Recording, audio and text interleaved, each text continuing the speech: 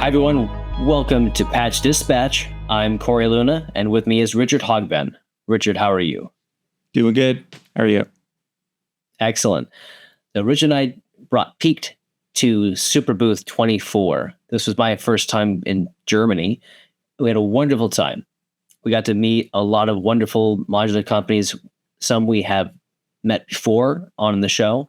Some we've never met before. And in this episode of Patch Dispatch, we're going to show you a couple of the wonderful people we got to interview at Superbooth24 in Berlin. So, Rich, what do you say we get into some of these videos? All right. So the video starts with Corey at the Superbooth entrance. And then we have a quick montage of some of the booths we stopped at but didn't really get interviews for. And then we go into some interview sections. Those are, I think there's about 7 or so. So they're short, but it's going to, I think it's probably about 30 minutes. So stick around or check down below for links to specific sections if you want to look for something specific. So cool. Here we go. Hi, I'm Corey. I'm with Rich Hogben. Yes, and we're here as Piqued. We're going to go check out Superbooth 2024 over here in Berlin. We're going to go see some wonderful modulars, see some old friends, make some new friends, and watch out for the killer hornets. Corey, what is the story with the killer hornets? So, as we were standing outside of Superbooth, getting ready to enter, there's a tree off to the side where we were standing, and there was this big bee, I swear that bee must have been 2 inches long. It was huge. I don't know where that thing came from. And you told me these are killer hornets from Japan? That's what it looked like to me. I mean, I wouldn't call that thing a bee. I mean, it was like the size of, it was like bigger than your thumb. Yeah. So, I mean, it looked like one of those giant killer hornets. Yeah, maybe someone from there has seen them before. I'm sure if there was one, there's probably more. So yeah, comment below if you know what the hell that was. Yeah, that was the scariest thing I saw our entire trip. Yeah.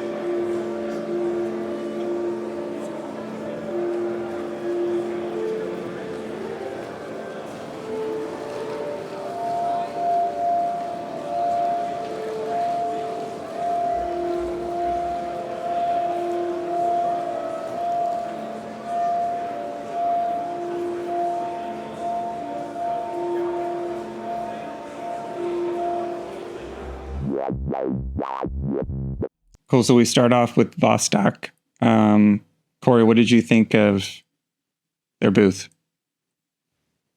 I really enjoyed Vostok. One, the fellow talking and who develops it, really nice guy, knows what he's doing. And I got a chance to play around with some of the modules. They're all analog designs. Everything works really well together with the whole system. I think he's got about 60 HP right now with the small variety he has currently in his line. And Vostok is available, I think through Perfect Circuit is what he told us. So it is available here in the States. I believe he's a German-based company originally. Overall, I really like Vostok modules. What I heard from what I play around with at Superbooth were warm sounding analog tones coming out of that synthesizer. Everything was really nice. And he gets into a little bit about how intuitive it is for all of them to work together within the idea of his design. So let's listen in.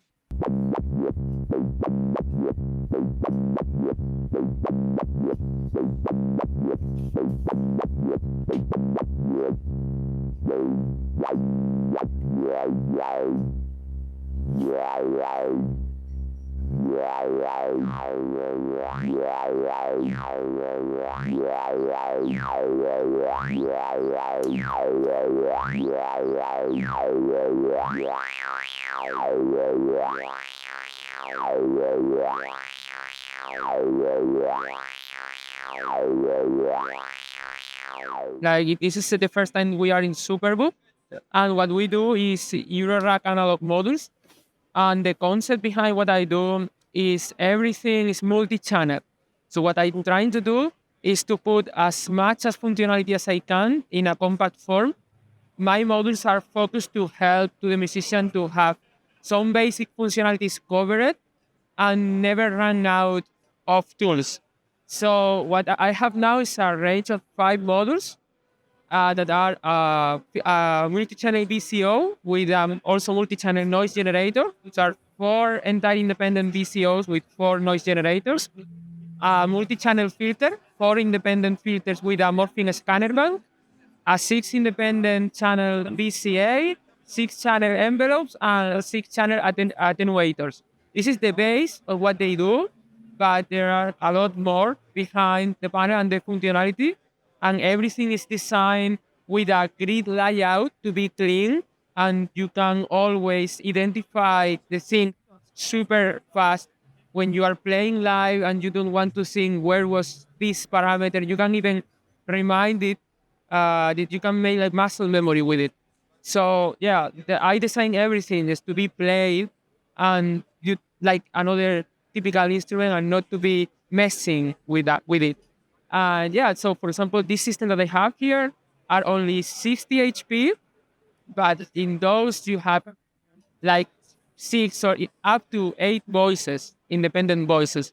So you have an entire polyphonic system for make like an entire drum machine, or if you use MIDI to CV typical devices, you can make a polyphonic scene like I have here, a 3 voice polyphonic scene, or even 4 voice. So yeah, there is a lot of possibilities in a small package, but always with the functionality in mind and with a clean interface. So that's what I do. Very cool. Yeah, I like the amount of modules they have, put together. Kind of a little complete package is really nice. 60 HP, that's the same as like the DFAM or the Mother 32, right? That's right. It's pretty cool to have like he said 6 voices, polyphonic system that's like totally customizable in 60 HP. It's pretty cool. Yeah. And he's out of Barcelona. Okay. Cool. So next up we have Xaoc Devices. What did you think of their booth? They had a great setup. Yeah, they brought everything. Yeah. Much more than 60 HP. Yeah. They had a beautiful small wall happening over there, but they also had a nice sized rack off to the side that they did a little performance of demonstration on for us. So again, extremely friendly, really happy to talk to us. They gave us t-shirts afterwards. I believe, Rich, you're wearing yours. Yeah. Sporting some Xaoc Devices. Working man's, what was their slogan? Or not working man's? Is it on the banner? It is. It's like, oh, I can't see it. It's blurred out. We'll look it up later. Something about, yeah. Cool. Ready? Let's watch it. All right. We're showing one module, but which is very versatile. It's called Berlin. It can function all its own. It's got a square wave and saw wave output, 20 octaves of tracking. We're using a varying sampling rate, so there's no aliasing because no matter how high the frequency is, the clock always runs at 256 times faster than the frequency. so no samples are dropped. This is the way some classic digital synthesizers like PPG or Fairlight works. The perfect pairing is Berlin, like here, Berlin and Jena. When you connect those two behind the back, this becomes a wavetable monster. You use the saw wave from the Berlin to scan through Jena's wavetables. You get very mellow, nasty, everything you really need, and combine this with the inputs and outputs of Berlin, because everything is under CD control, octave selection, FM input, which of course hard sync input.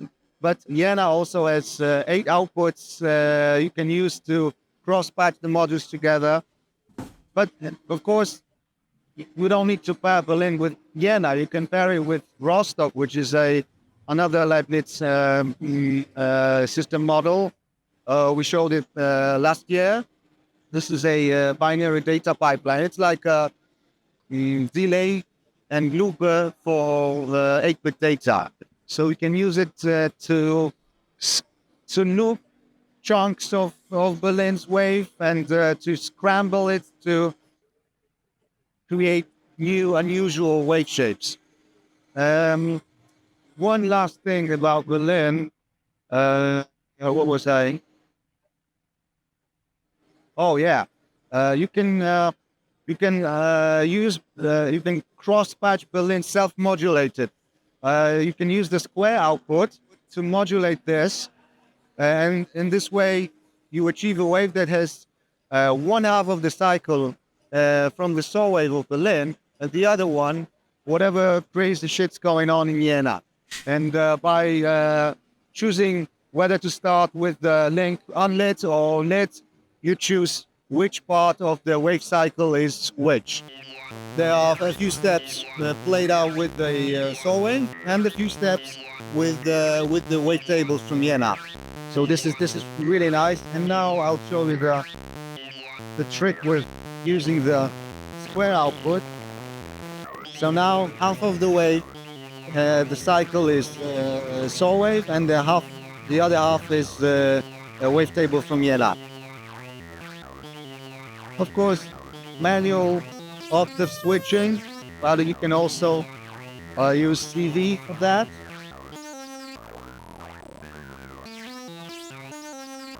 And FM modulation for some vibrato or other effect.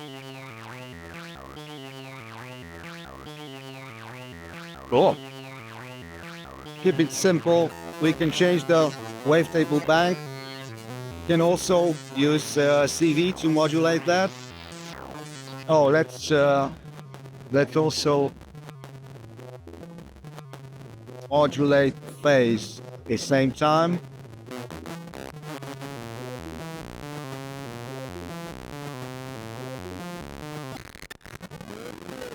And as I mentioned before,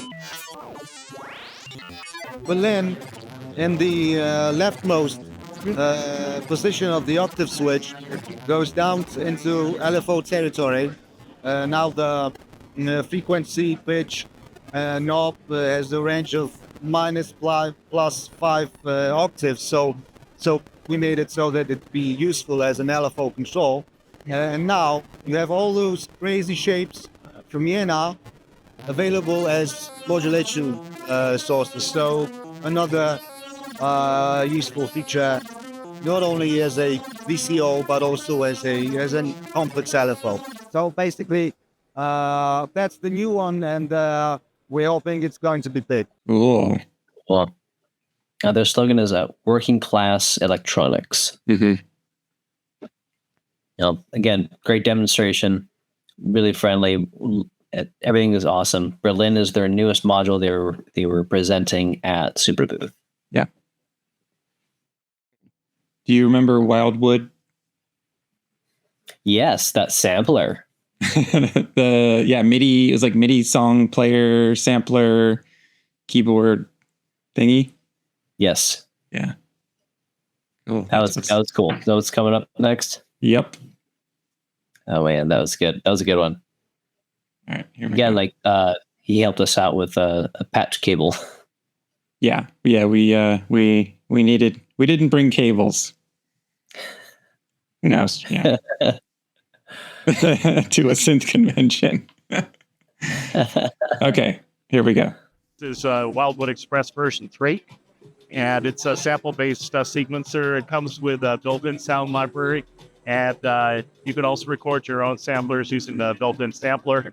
It's all capacitive touch sensor based. He's got a 1-octave keyboard with an 8-octave range, as well as a chord select. It has a library of about 70 MIDI songs that you can get started with, demo songs. You can record both from the built-in keyboards as well as external USB MIDI keyboard. And you've got basic editing functions, cut, copy, paste for notes. This will show you the sampler, for example. This is the sample waveform associated with each. I just have to say real quick, you can hear the Modbap demo going in the background the whole time, which you'll hear after this. So you'll recognize it. Notes. This is the song, or the note. You go in here and open one of the demo songs. You can read them off local internal flash or micro SD card or USB thumb drive. We'll go down here and just take one of these. Now loaded this song. This shows us the note viewer piano. Press play. This shows us in real time what's going on. Each color represents one of the channels, and colors in the display match the colors on the LED. Then there's also a song view here, which is for the 16 channels in the song where the note activity is. It is at each of the channels. So what we're looking at here is we're looking at the song view. We just loaded a song from the demonstration library. There's about 70 songs included with the unit that artists have contributed to the public domain. So they're kind of a good starting point. These are just standard MIDI files. It read and write standard MIDI files from a variety of different sources, including micro SD, USB, and the built-in flash. And so this is the song view. It's showing us the 16 channels each song. And this is the song timeline, so it gives us an idea of where the activity is in the song. There's a little cursor right there that shows us the current location, which then advances me forward. This is a note view or piano scroller view, and each channel is represented by its own color. The same colors are used for the LEDs, so we're seeing exactly what's going on real time in the song.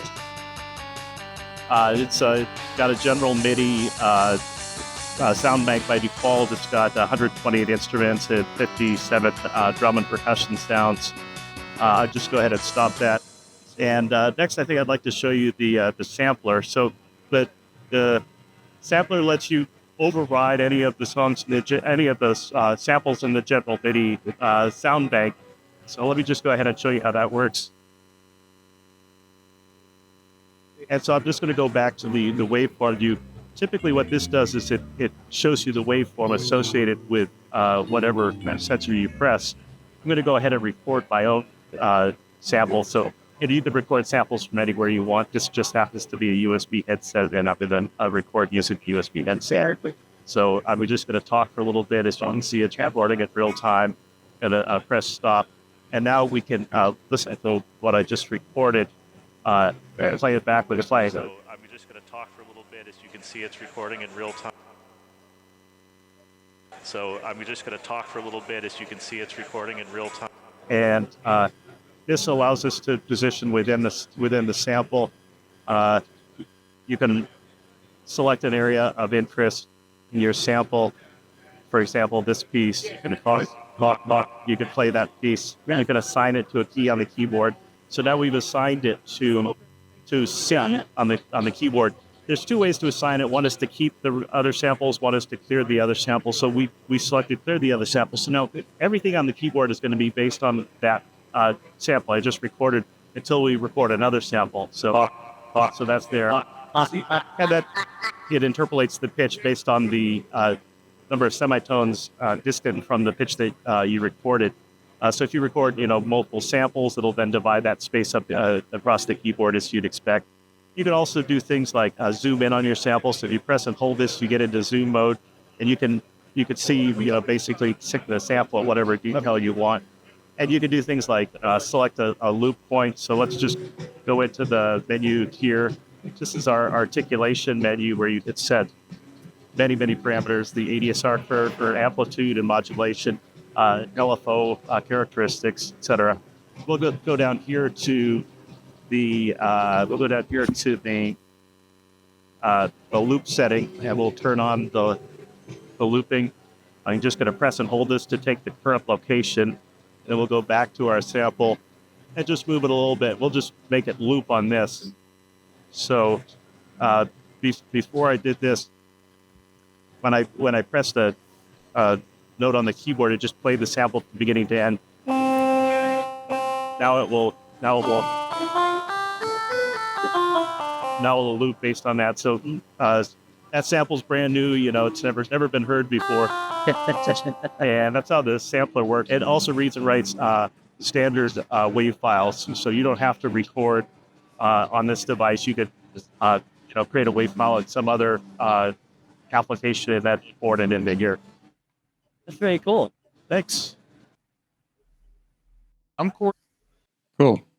It's an interesting looking device. I like the key bed and stuff. It's super dense. So, yeah. I like the portability of it. It's so compact and does so much. Like, it was really cool. So that's Wildwood Soundworks by Tony Stewart, located in Penn Valley, California. That's just off the website. But again, fantastic device.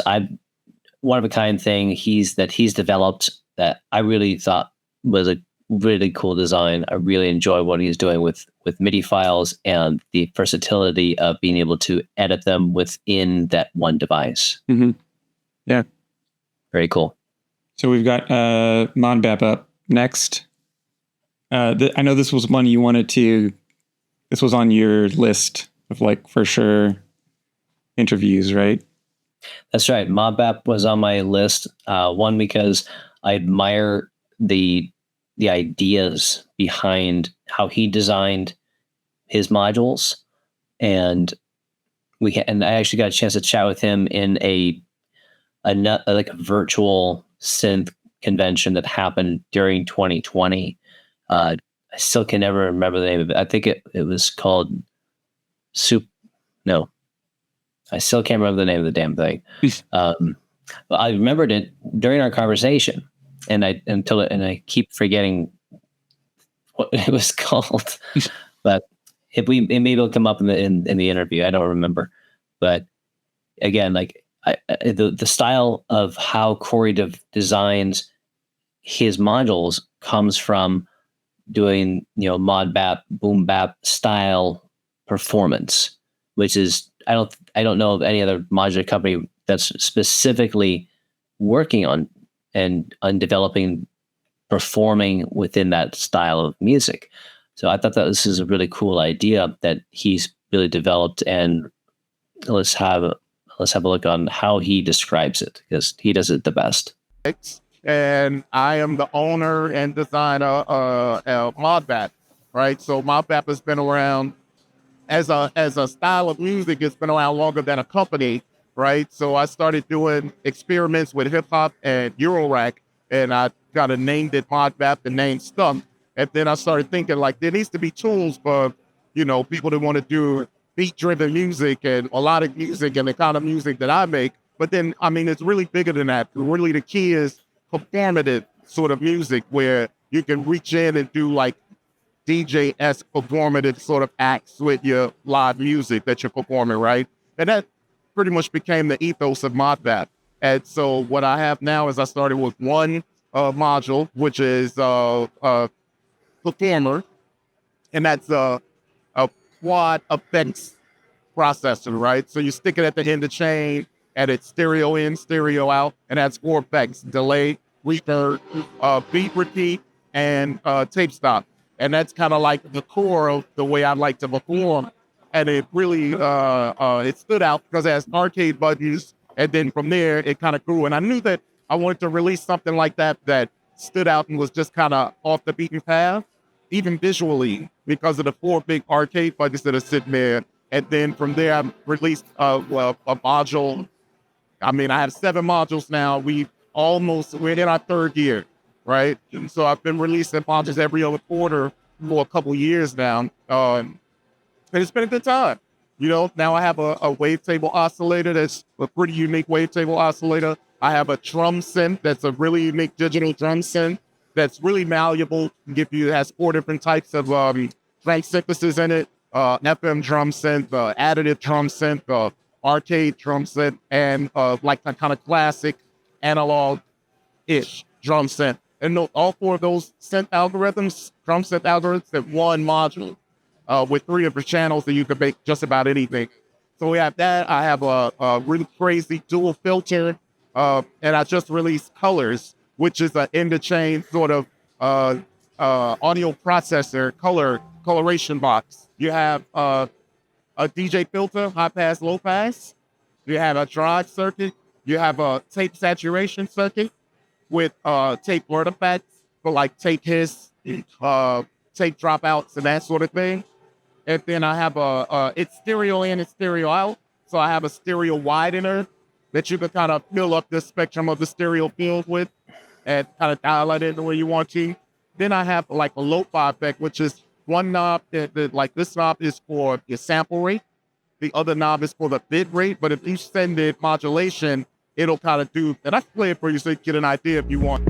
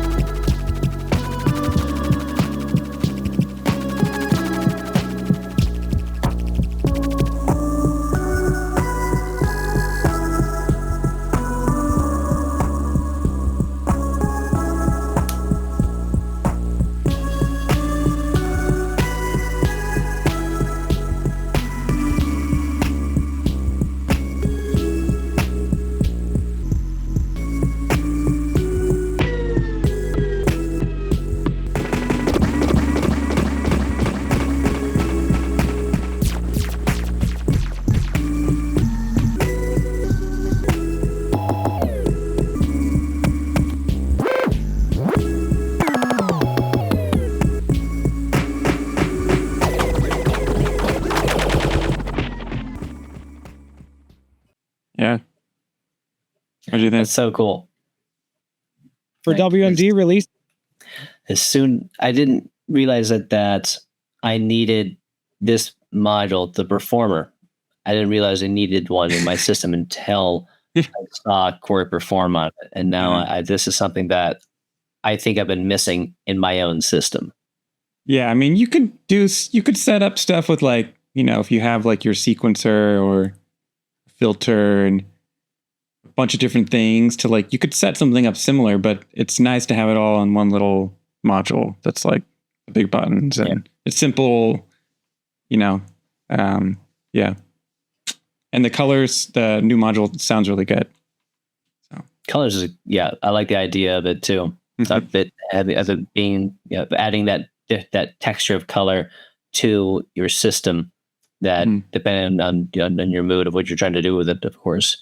Very similar to analog heat from Electron. It does a similar idea behind its whole process of it. It creates color to your mix. Yeah. Good. So up next we have WMD. I didn't have a title on it. I guess I missed this one. Little out of order. This was, I think, later in the day, or maybe the second day, or the third day, maybe the last day. Yeah. I think this is our last day. Yeah. So you stopped by and I had to talk to Alex over there because he performs with Sean with Travarsi.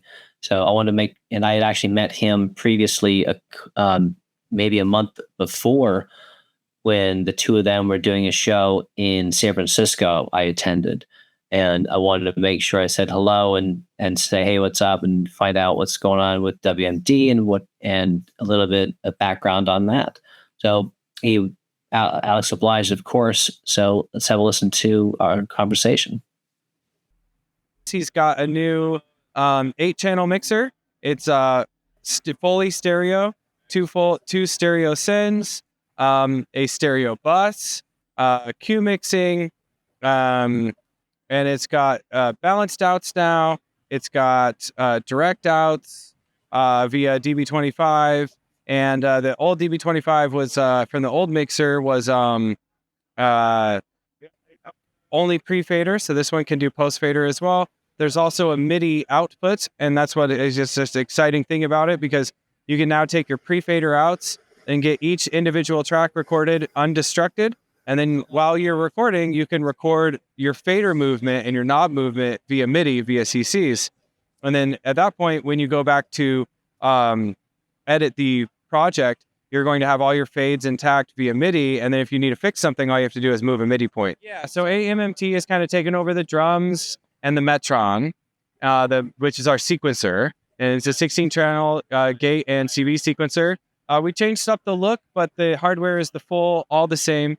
And once we end up coming out with that, we won't put it out till we have a new firmware, most likely. So when we do a new firmware release, we'll release the amped version, but it's the same thing. You can use the new firmware on the old ones and everything like that. The latest run of WMD Metrons has the new buttons. So I recommend, if you do want to get a Metron right now, just to grab it from a shop, because shops are going to have the new ones. And they're still in stock. So we're not in a huge rush to make our new one. But like I said, when we get there, we'll do it. Fantastic. Yeah. That's so exciting. Cool. Yeah. So WMD, they always have cool stuff. I've got a couple pieces from them, nothing major, mostly like a delay style module I like to use with my setup. But Metron, wow, like to me, that's one of their flagships of a beautiful sequencer. It's big, but it's all laid out. It's pretty easy to understand. There are some little diving areas, but I've watched like Stevie Synth perform on it, and he's been using it for years. But even he has had to contact WMD over the years and ask a couple of questions on a couple of different things on it. But overall, it's one of the best sequencers I've ever seen, especially for performing with. Really, really fun. Yeah, he had to get his service, didn't he? He did. Before the video. Yeah. He did. I believe Musical Fungus was able to help him get one of the lights to work again. Oh, okay. Cool. So what's our next clip? We've got OXI up next. I think next to Modbap, they had probably one of the better demos. Yes. Yeah, it was good. I like it. I think they're probably one of the top 3 modular. I mean, the sequencer. I don't know who doesn't have one except for myself and you right now. It seems like everyone has like the OXI one, it's very popular. Yeah. So they're killing it. It's great. Yeah. And again, like, they did a great job with a presentation. Happy to oblige with talking to us about it. Very cool stuff. And they have other, pieces as well. But this was, I believe, they were really showcasing at Superbooth. Yeah, the new module that's coming up in the video. Ready? Let's check it out. We're about to release Meta. It is a performative effects module, which is meant for transitions. So you have Not to be confused with Facebook. effects scenes. There is two main controls. Well, the effect selector and the knob for controlling the effect amount. It is bidirectional, which it means that on one direction that it engages one effect, and the other onto the other direction a different effect. And this is the secondary control of the effect. So for example, on the filter, to the left, to the right, this is high pass, to the left, low pass, and the secondary parameter will control the filter resonance. And then we will have more complex one like the Razer, which is a combination of high pass filter, reverb, and noise. And the more you engage the filter, the more reverb you have, the more high pass, and the more noise. And this controls a little bit the resonance and the noise as well. To the other side, we have, and same concept, but a little bit different. And instead of only noise, it also has a superside Razer, which is endless, which means that there is one superside after another. There are actually 8 oscillators always going up with and blending to each other, so it feels like never ends. So this way you can control how much you need, on how long you want to be the transitions, and then you only have to press off to release. So you don't need to be precise with the knob. There are another space is 2 flavors of reverb. This controls the character of each of the reverbs. The looper, forward looper, back reverse looper, and this controls the division on the looper. Delay with high pass filter to the right, low pass filter to the left, and this controls the rate, the time division. And then we have a cool one, which is a gator, which ducks the sound in sync with the external tempo. In this case, we are clocking from the OXI one. You can as well tap the tempo here. And to the left, we have snare rolls with high pass as well and reverb. And you can configure on each effect how much filter you want. So we can reduce the amount of high pass filter, and then you have a bigger sound, but depends on what you want to mix. If you want to send your whole track with including the kick and all the percussion, you probably need high pass filter. But on the contrary, if you're only sending a couple of synths, maybe you want to keep the low end of those synths, so then you will be able to reverb the high pass filter a little bit. So you can use for tire mixes and individual elements as well. Yeah. Very good. Wow, pretty simple, pretty performative. I'm really fine.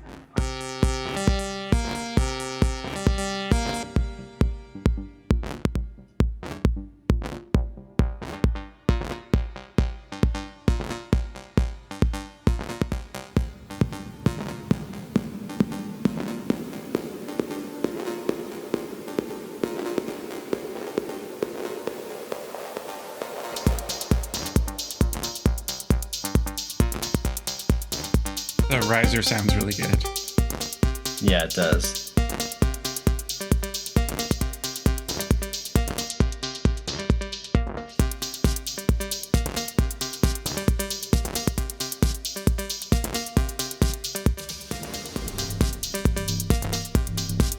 And all the audio in this demo, all these were coming from the 2 chorals. It's crazy. Basically, the 2 chorals, and then the meta module is all he was really using. That's amazing. The chorals are I mean, there's the ALM patched in there, but and the sequencer, of course, but the choral was doing most of the. What we're actually hearing, and one, choral is a 8-voice polyphonic synthesizer. So he's got 2 of those. He's got 16 polyphonics going on right now. Yeah, and one's doing all percussion.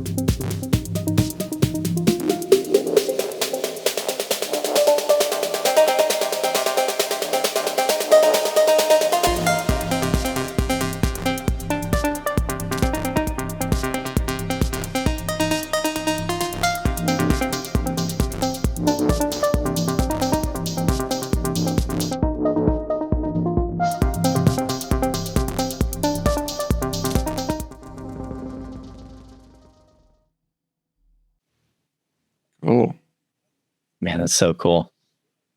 Everything there is so good. I don't think they've even released Meta officially yet. I don't think you can purchase it yet.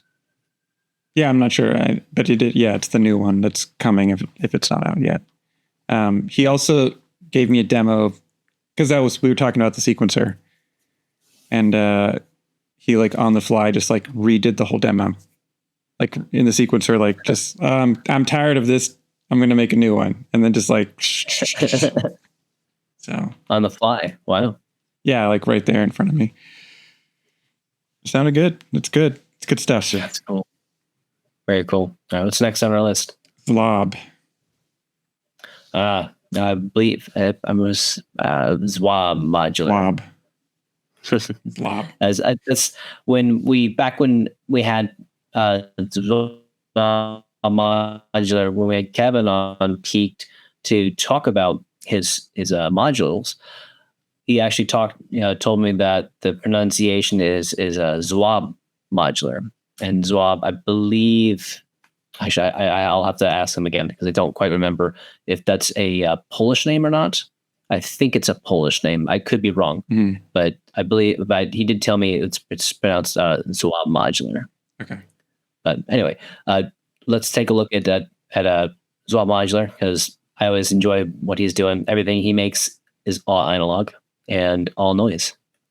The very first prototype work is actually the module came out of a patch of all my own modules. So it's basically 6 of my own modules all into one module. So it truly is its own voice. So with circuit design, most manufacturers will tell you it'll never be close to perfect on the first try. And this one, it was. So it's, I guess, meant to be a romantic module.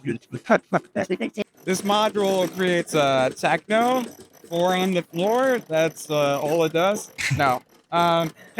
So this is my take on the Benjamin by Rob Ordike. It's not based on the circuit, but it uses a similar architecture where it's kind of an instrument, like I was saying earlier, bent by design or broken by design. So it's meant for creating lots of different sounds really quickly for improvisation and performing live and so on. And basically what we have here, if we're to break it down, is we have 2 VCOs. So in a way, a primary and a secondary oscillator. And then we have an EQ in the middle that can boost or cut. the lows, the highs, and the mids. Down here we have the filter, and we can control obviously the cutoff and the resonance and so on.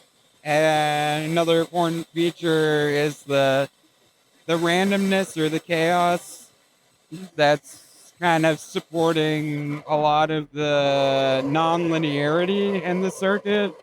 That's over here, and then we have other controls for the amount of feedback into the particular oscillators, like for this one, and we have feedback amount control for the first oscillator. So yeah, it's a very interactive and fun type of module for just exploring sounds, and you don't really need to know how it works, although I just went through a lot of it, but yeah. Wow, man. That's the trepanator. It sounds like what it's called. Very cool. Yeah. Thanks, dude. That was awesome. Thanks a lot. Yeah. Thanks for coming by. Trepanator. Mm-hmm. It's a good one. Yeah. It was some crazy sounds coming out of it. There was someone there playing with it when we walked up, right? For a while. Yeah. Yeah. I remember. So, yeah. Yeah, I like the Trepanator sounds like that sounds good. It definitely, it sounds like something out of a 90s horror film.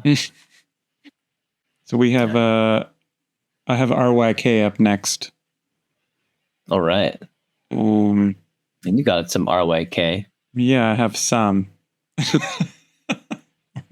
or a lot.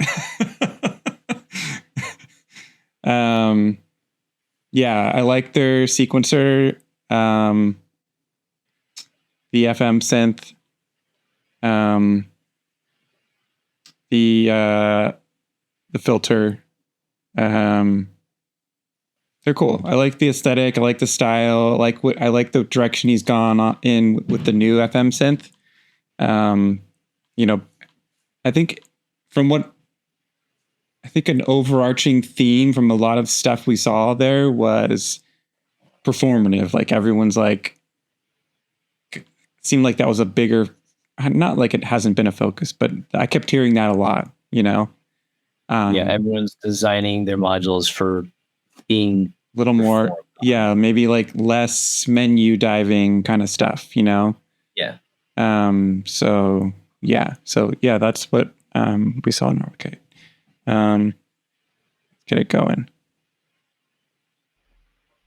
This is a quad complex oscillator bank where we have 4 oscillators which can be patched together with different algorithms, hence the name algo. So you could choose how they connect together, they can intermodulate each other. And currently it's got 9 different algorithms. So you could choose oscillators to be carriers or modulators to make sort of FM style patches. Or you could just use all 4 of them as carriers to make sort of crazy drones, detunes, pads, and that sort of thing. I just really like additive synthesis at the moment and FM synthesis. I think it's sort of a bit underrepresented in Eurorack. And previously, we had the previous module, which is the vector wave, which is this one here, which is a similar idea, but this one has 4 banks of FM that you can then set up and do vector animation between them. So the idea of algo is to make something a lot more hands-on and kind of performance-orientated version of FM. So there's no menus, everything's controlled by the nut. So it's much easier to use. So this is a prototype of a new module, which is called time slice. And the idea is there's 4 banks of audio buffers. So it's about 11.5 seconds per bank. And you can use them kind of however you want, really. They can be used with feedback, so they're like delay lines where you can choose the position of the record and playback head and put feedback on there. You can put filters within the feedback loop with a pitch shifter in the feedback loop, so you can do descending or ascending pitch feedback. Has a really nice saturation thing in there to do saturation distortion in the feedback as well. Or you can just turn off the feedback and then play something and press the loop button, and you've got a loop sequence or a sound snippet that can be used in the buffer. You can plug-in modulation sources, so you can re-trigger the loop, or you can change the pitch, or reverse the loop, or move its loop points around using CBs and gates and that sort of thing. And it's got clock input and clock output. So if you've got some music, you can do a tap tempo on there or play it from a sequencer, and you could make a loop out of your music, which is montaged to the beat of the music. So you could jump around the positions of the loop and get feedback samples, like cutting up a breakbeat, choosing bits of a track you just want to jump to different bits, that sort of thing. It's quite exploratory. Or you can even need to patch the delay line, so all the delay lines have in and outputs. So you can patch out of a loop into a delay line and use that as an effect on one loop, to then take that back into another sampler and then sample that loop and, overdub and stuff. Echo Cinematic. Yeah. I like the sampler kind of preview module he had there too. It looked really cool. It's big, but yeah, it definitely has a style going for it. Yeah, it almost looks like a telephone kind of, that's speaker grill kind of style.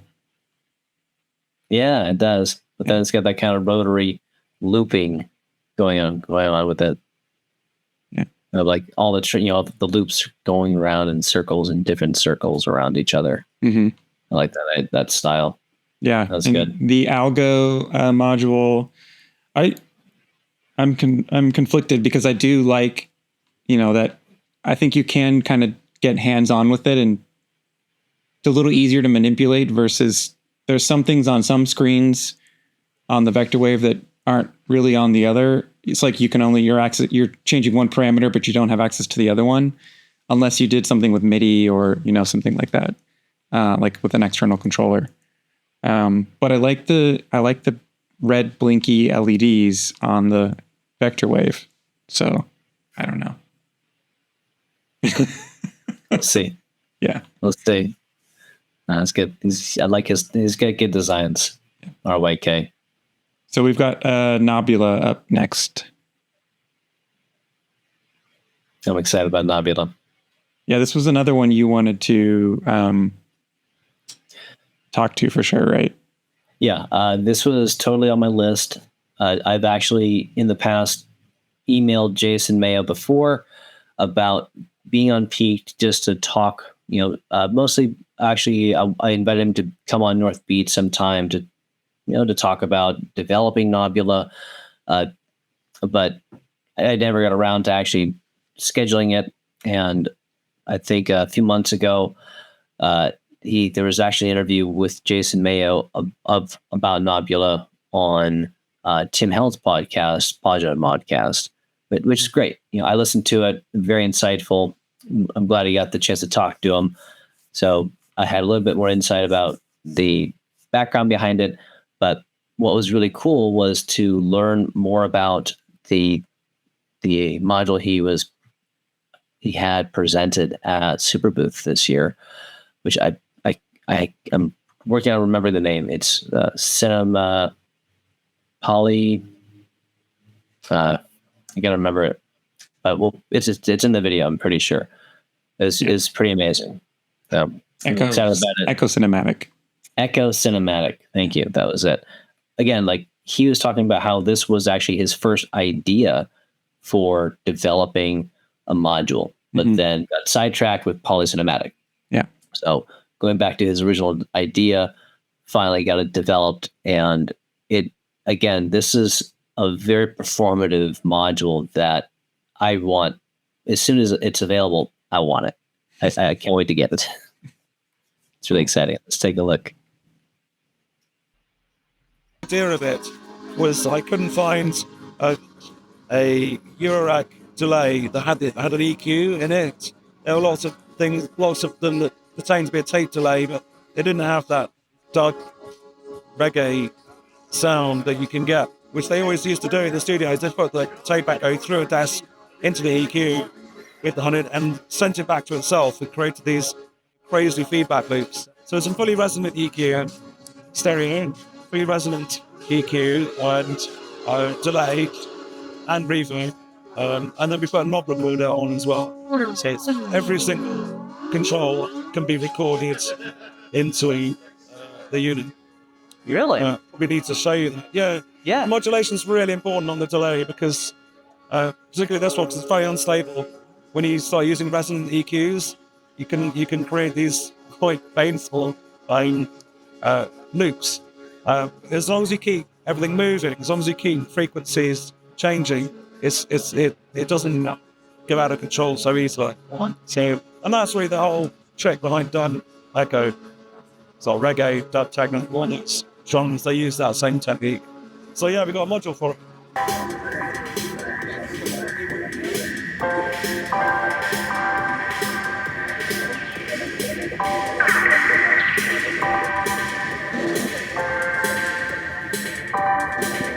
You can hear I'm not on the... So I'm just sort of randomly turning it. It's always in time with the beat. That's that dub sound you're talking about. That's that dub sound. You can hear it straight away.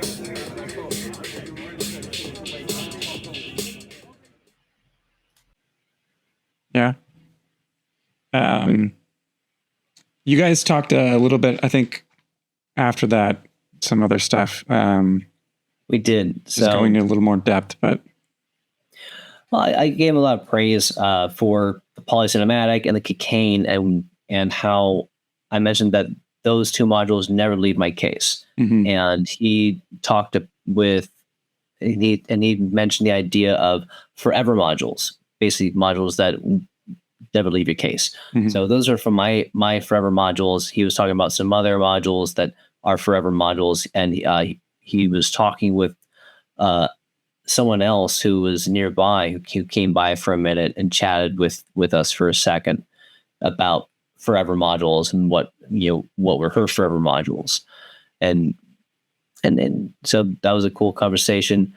And I ended up showing him a photograph that I did of the cocaine, his main drum module, his main kick drum module. And because I enjoyed it so much, that the performative style of it and the versatility of it, and also just the aesthetics of how it's designed, just the faceplate. Mm-hmm. Really, I like it so much that I photographed it. And so I showed it to him because, not everybody knows that I actually do product photography. So I did that, and he was actually very impressed with the photography that I did of his module. He was telling me his background is in, I think, 3D design and animation. And he was telling me that all of his product images on his website are all digital. Mm-hmm. There's nothing photographed. So he was impressed that I was able to photograph his module so well. And I just showed him my Flickr account where I have it posted. He actually zoomed in on it to locate the light reflected in the module. So he's able to see the three different light sources, very small, of course, but he was very impressed. And he actually gave us a couple of the Knobula stickers he has, which I forgot to give you to you, but I'll make sure you get a copy, of course. But really cool because, he said they're really expensive, so they don't hand them out. They don't just leave them on the table, but he made sure that you and I got one, which is very nice. It's exciting. I was very humbled and very happy to meet someone that I admire. Yeah, it was a good one. It was really cool. Again, I can't wait for Echo Cinematic. Is it Echo Cinematic? Yeah. Yeah. It sounds so cool. I don't think we got enough of the actual module to really do a great presentation on how versatile it can be, but it's gonna be a good one. Yeah, for sure. Cool. I believe that is the end of our interviews we did at Superbooth. No. Well, are you trying to cut out early, Corey? Who else did we talk to? We've got a few more left. Okay. Yeah. Oh, there's SoundForce. Oh yeah. Yeah, because you said you were going to buy their module, so that's right. That's now right. You're on the hook for it. That's right. Okay, here we go. Sample. That's good. This year I've Samples 2, the revenge of samples. It's a follow-up on my original drum modules, which were 4 HP fixed bank 6 cells. In this case, the new module has 5 channels, but there's a USB connector for memory sticks. So you store your WAV files on the USB stick. You can hot swap USB sticks if you want to work with cartridges, but you can also have different folders with WAV files on the stick. And simply on the fly, you can change the sample sets. So it's running at 16 bits, 44.1 kilohertz, but you don't need to convert your files to that format. The module will take stereo files, split them in mono. You can play them in a stereo, you can play them in mono. It can bitrate convert, can sample convert, sample rate convert, 4 HP, and it's about €200, $200 with tax. Very good. In this patch, what we're hearing. So, SoundForce, I believe Nicholas talked to us. He flagged us down like right away. He saw what we were doing, and he just like had us come over to his booth right away. Very inviting. Gave us some coffee, and again, I'm really impressed with the idea that he's designed with sample with SoundForce, because it's a sampler that can, as he said, it's designed to work really well with stereo files, WAV files, I think 32-bit, he said, but it doesn't have to be that format. Mm-hmm. Meaning, I asked him about this, I asked, like, what if you have an AIF file, a 16-bit file, things like that? If it's mono, he says it will read it regardless. Yeah. So I think that's a phenomenal idea, because, with other modules that I have that read samples, such as Tip-Top Audio 1, very specific. It has to be formatted to this one style, this one format. And right. Some of them you have to make mono sometimes, right? Correct. Yeah. Tip-Top Audio 1 monophonic files, 16-bit, I believe. And then Morphogene from Make Noise. Mm-hmm. Stereo has to be stereo 24-bit WAV files, very specific. So you guys spend some more time really making sure that you edit things correctly so that it will play back correctly. But this sounds so much easier to deal with, where you don't have to be so tedious with how you're making your samples. You can make your samples the way that you like them to be, and then load them. Mm-hmm. Yeah, for sure.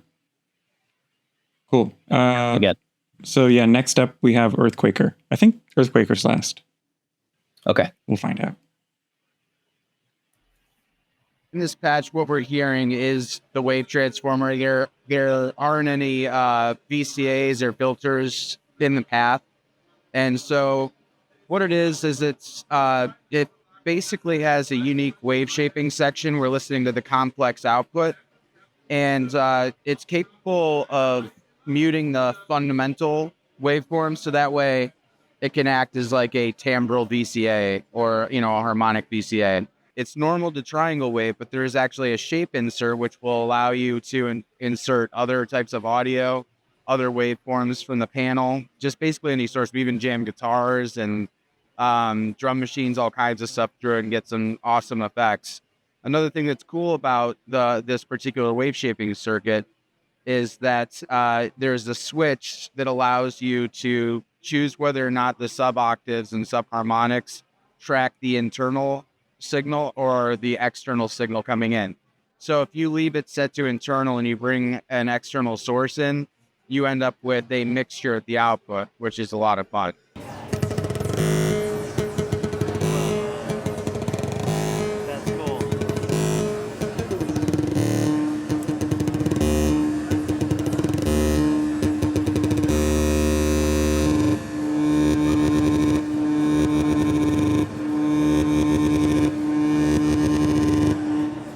So, those are some of the things that make it a little bit different from other oscillators. A couple of other points are with the sync inputs. The hard and soft sync inputs, it's capable of accepting incoming signals that are positive, bipolar, or negative. each of those will result in a different response and sync behavior. So you'll end up with 6 different variations on sync. Other thing to note about it is that it's all analog, and we ended up being able to get it onto a single circuit board, which makes it very, very skip friendly, nice and compact. Like all of our products, it carries a lifetime warranty, and the retail price is $199 US. Wow, that's so affordable. Yeah, yeah. So, and part of what allowed us to do that is getting everything onto a single circuit board and streamlined manufacturing processes. So that's allowed us to be able to offer it at that price. Amazing. Yeah, there you go. That was everything at Superbooth. But that's good.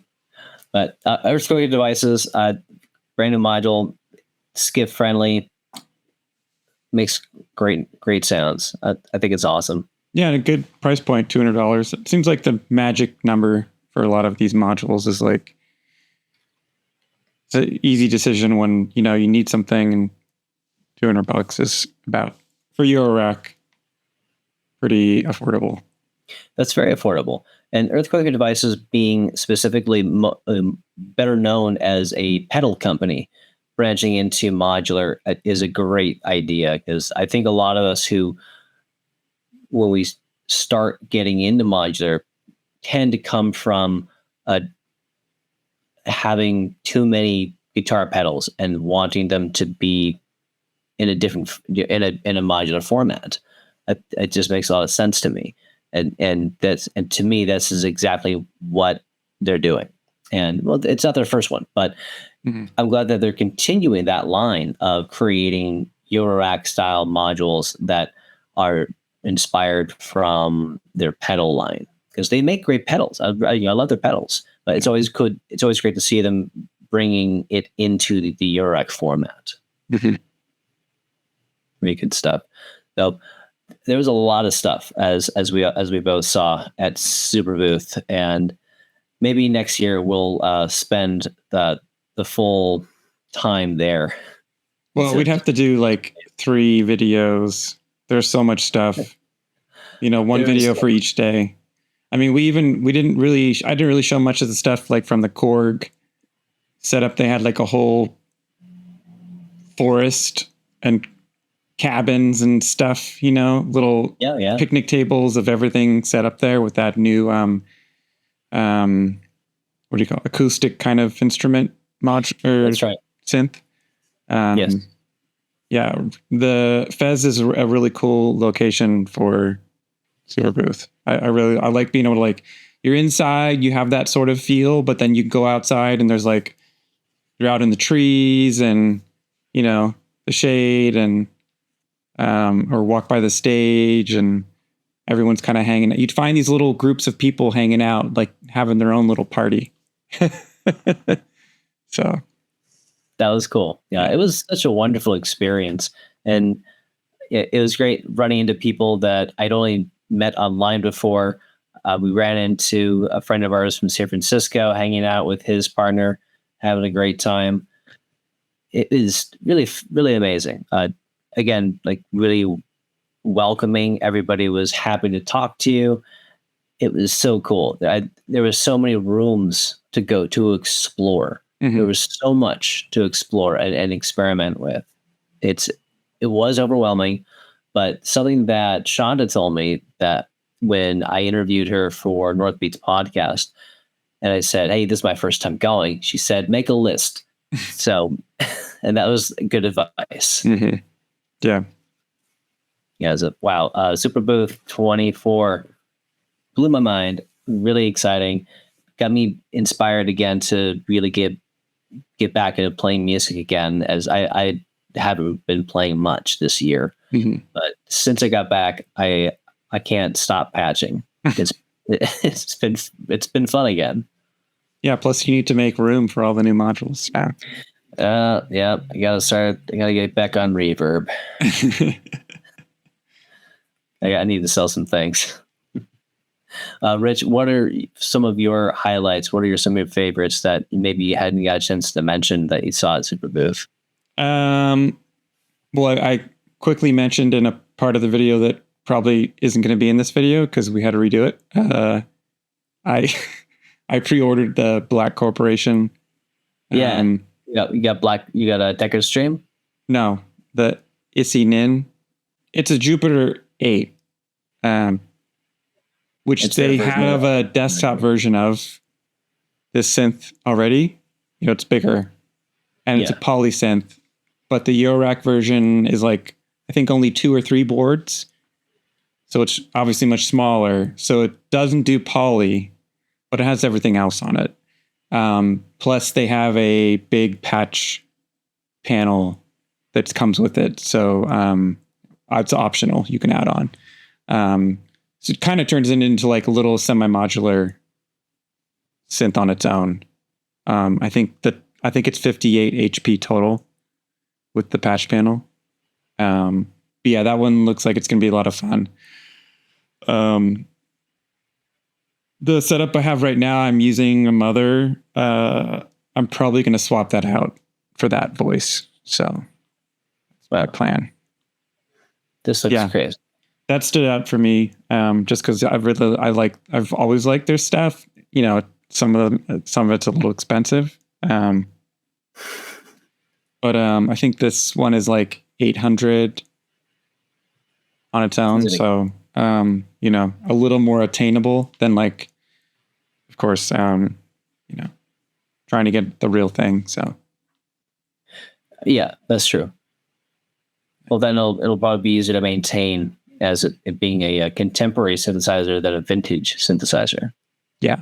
Yeah. I don't even know how much a Jupiter costs right now, but I'm pretty sure it's more than $800. Probably. And there's so many legendary synth bands from the 80s that were using it that made it so desirable. Yeah, I think that's Black Corporation's deal. They're making these sort of clones or remakes of stuff that you just can't buy, really. So yeah, it's cool. Yeah, it's gonna be a fun one. I'm excited about that. And I'm looking forward to next year. I think, as am I. I think we're going to have more fun. I think it's going to be a bigger event for both of us because now we know what to expect and what we're going to see and how we can anticipate how many cables we need to bring. Right. Cool. Yeah. All right. Well, this has been fun. So you've been listening to Patch Dispatch, and I'm Corey Luna with Richard Hogben. And thanks so much for listening. We're going to see you again really soon. And you'll be hearing some more fun stuff coming up. We've got pretty soon, we're going to have another video from Monologues coming up featuring Travarsi.